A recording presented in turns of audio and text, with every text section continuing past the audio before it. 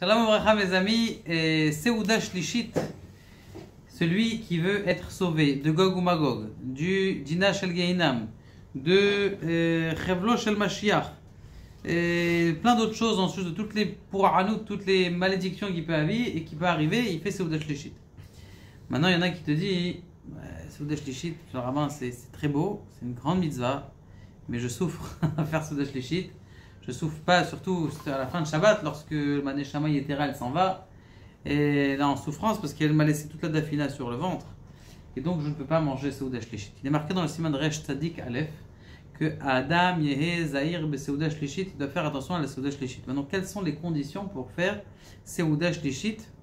Le plus mahmir, vous connaissez. Le plus mahmir, bien sûr, c'est qu'il faut faire, selon la Kabbalah, d'abord Mincha, après Mincha, aller à la maison, prendre du pain, manger du poisson, boire un petit peu de vin, selon le Ben Ishraï, et faire ses birkat Amazon, et comme ça vous êtes au top. Maintenant, quelqu'un qui n'est pas au top, et qui voudrait vraiment faire Seuda Shlishit, parce qu'il a peur, il voit que Gog ou Magog arrive dans quelques temps, et donc il voudrait savoir comment faire pour quand même être Mekayem Seuda Shlishit. Alors pour cela, il y a une solution qui est facile, extraordinaire, simple, et qui a priori est considérée comme les Khatrila. Juste, je voudrais me poser comment on appelle ça, mon texte sur les paroles du Rambam. Si quelqu'un il est malade à cause qu'il a trop mangé, ou qu'il est jeune,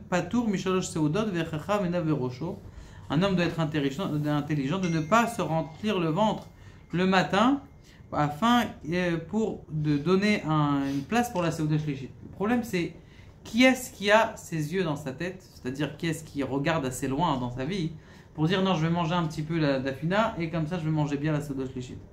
C'est très difficile, j'en connais rare des gens où ceux qui font ça, et ben comment on appelle ça, ils s'empiffrent Seuda Shlishit et après ben c'est des maladies qui peuvent commencer parce que comme il dit le Rambam lui-même aussi, c'est que le rov des machalot qui sont dans le monde, c'est à cause du ribouy à ochel, à cause du surplus de nourriture. Donc, a priori, les gens ils ne mangent pas beaucoup la semaine. Je sais pas chez qui, mais en tout cas, en général, les gens, c'est pas le ribouya au khalim, il est quand? Il est le Shabbat. Donc, il faut essayer de trouver une halakha qui nous aide à être mekayem cette mitzvah. Eh bien, il y a une Shulchan Aruch, Siman Resh Tzadik Aleph. Il est marqué là-bas tout simplement que même si quelqu'un il est en plein milieu de sa Seuda, c'est-à-dire de sa Seuda du matin. Alors déjà, pour ceux qui prient avec les petits Français et ils ont toujours un petit kiddush, après le Shabbat, après la Tfila.